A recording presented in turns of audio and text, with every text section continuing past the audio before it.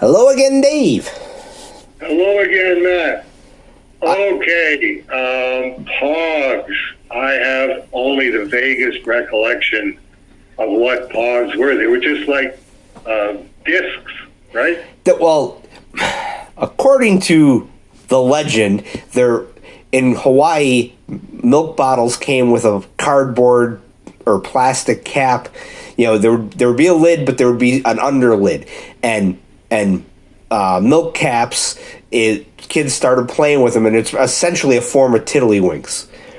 And it turned into Pogs. I actually have in my storage unit, but I have a Ziploc bag full of all the Pogs I had collected back in the 90s, including 5 of them from Hawaii that my cousin who was in the Navy brought and gave to me. He's like, oh yeah, this is the hottest new craze. And I just looked at him like, are you insane?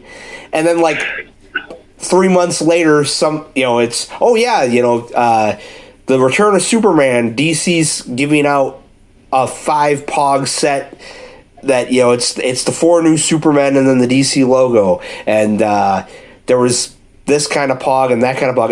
And the ones that I did buy were Spogz, which were the Spawn Pogs. And according to legend, the reason why Todd put in a bid to buy Eclipse when they went out of business and were getting liquidated in bankruptcy was because the contract for Spogz was nebulously worded, and technically Eclipse owned a piece of the rights to Spawn, and that's how Todd was getting it back. Oh, okay. I never heard that one before. Well, Todd has said that he bought Eclipse because he thought they had great characters, and he felt like he felt like it would be a good addition to his holdings, and the Miracle Man thing was a part of that. Of Eclipse had supposedly a stake in Miracle Man, and working with Neil on the Spawn 9 thing, it was a carrot to help soothe things over. And everybody, and it was, oh yeah, that makes sense. And apparently Todd's a big Airboy fan, and then like after a couple of years, somebody was looking around and like, no, actually, it's Spogz. He bought Eclipse because of Spogz. Really? Well, the way Eclipse did business, they were creator friendly, but that meant that the company really didn't own anything. Right. And everything was pretty much licensed. And so supposedly the story goes that, their contracts they would occasionally be written nebulously so that, so that they could make a claim of, well, we own a share of whatever that we're printing. And supposedly that's why Todd actually bought Eclipse, was to guarantee that he had all the rights to Spawn tied up, and that he didn't somehow wouldn't somehow get screwed over 20 years later of, oh, wait, no, technically Eclipse owns 5% or whatever. Right. Although at that point, Eclipse having really boxed themselves in, they were in no position to enforce any contract that they had. Well, where would you get the money to pay the lawyer to force Todd to cough up his percentage? It was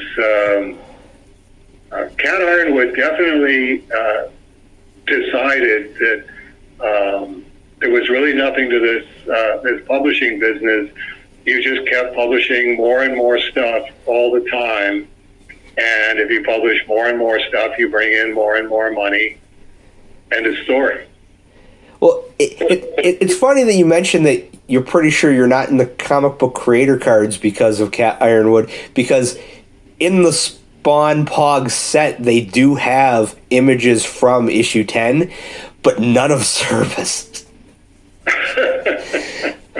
Like I think the Violator and the dress made of $1 billion bills made it into the set, and the hooded comic book creators made it into the set, and Spawn is very much in the set.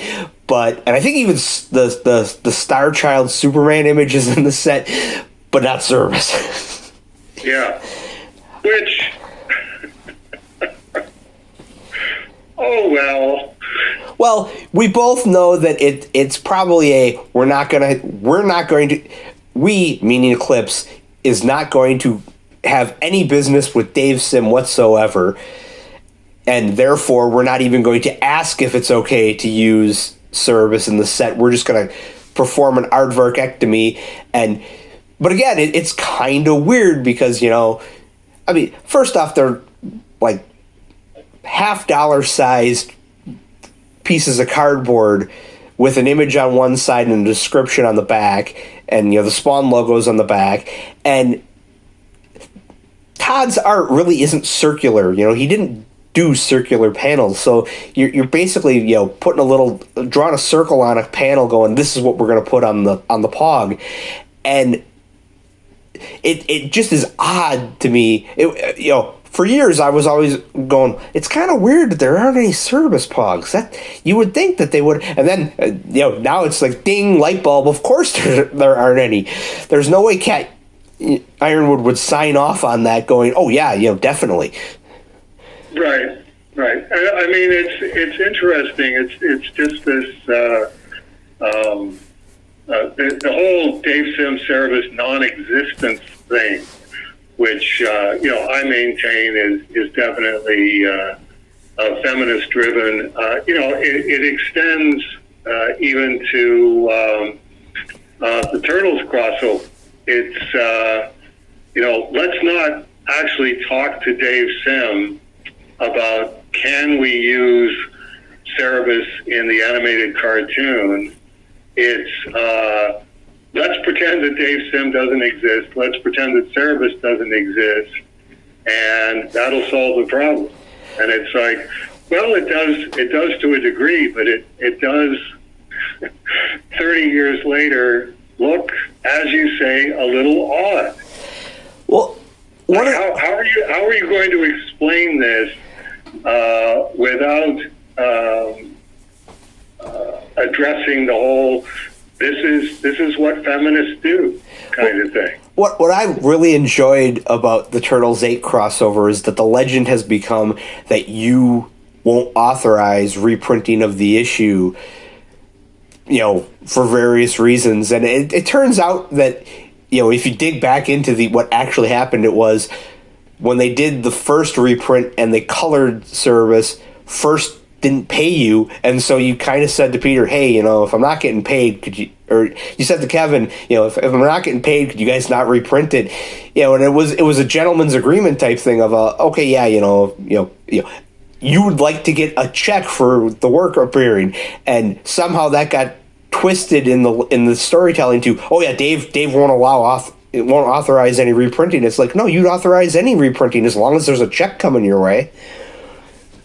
Well, yes, and it's the reciprocal ownership thing, which is just something that the quote-unquote real world just can't really get its head wrapped around of I'm going to do what I'm going to do, and Kevin and Peter are going to do what Kevin and Peter are going to do, and Todd McFarlane is going to do what Todd McFarlane's going to do.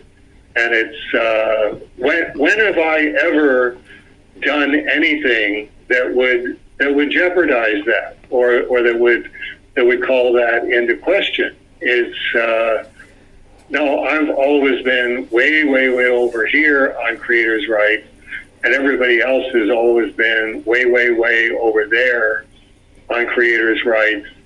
And I have to be, first of all, made to not exist, and then having been made to not exist, I have to be still explained away.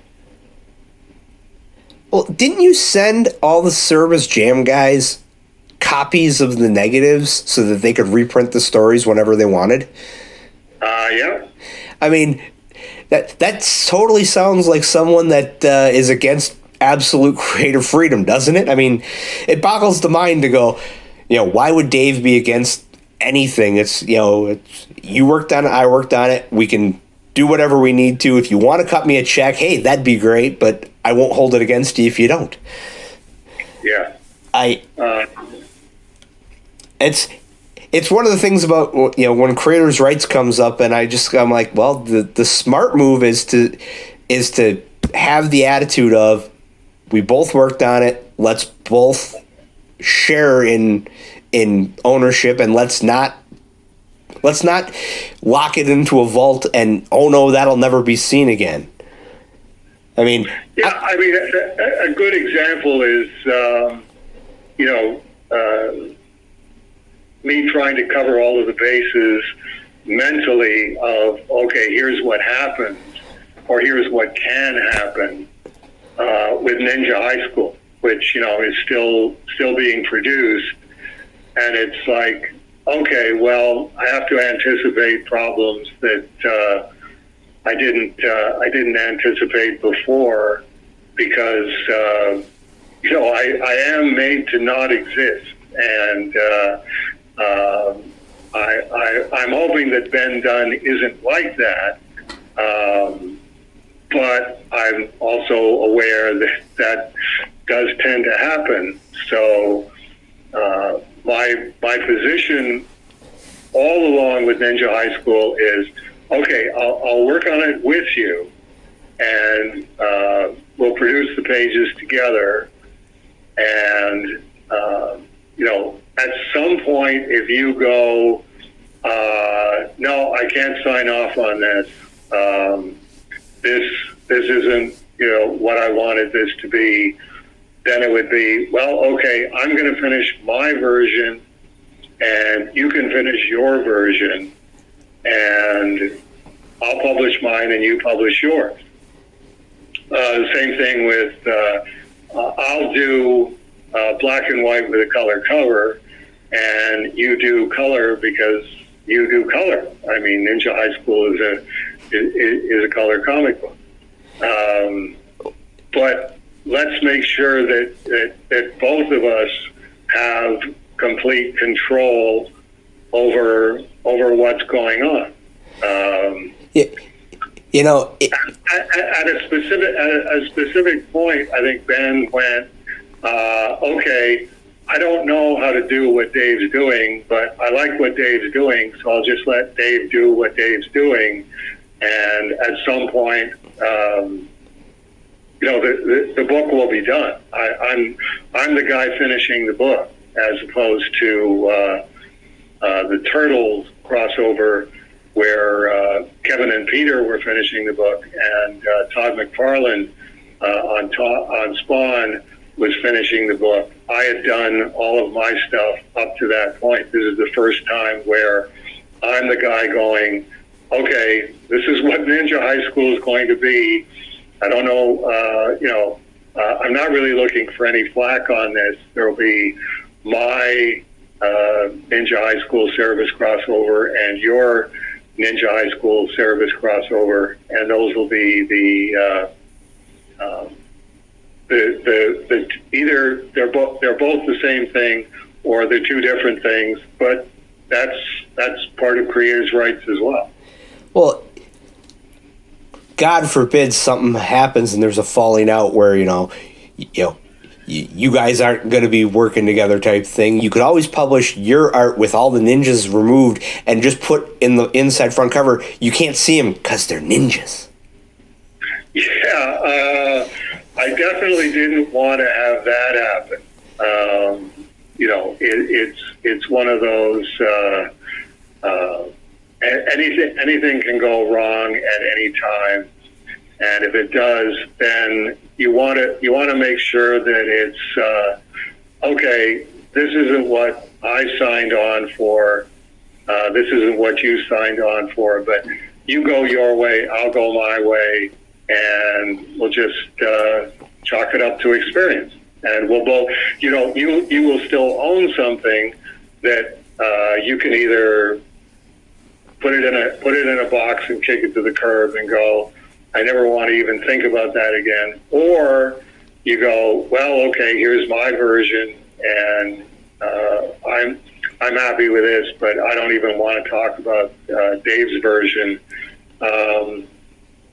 It shouldn't be that difficult to accommodate both sides without any kind of acrimony or conflict. And I've spent 30 years trying to theorize how that can be done. I hope I'm getting closer to it. Okay, we're going to move on to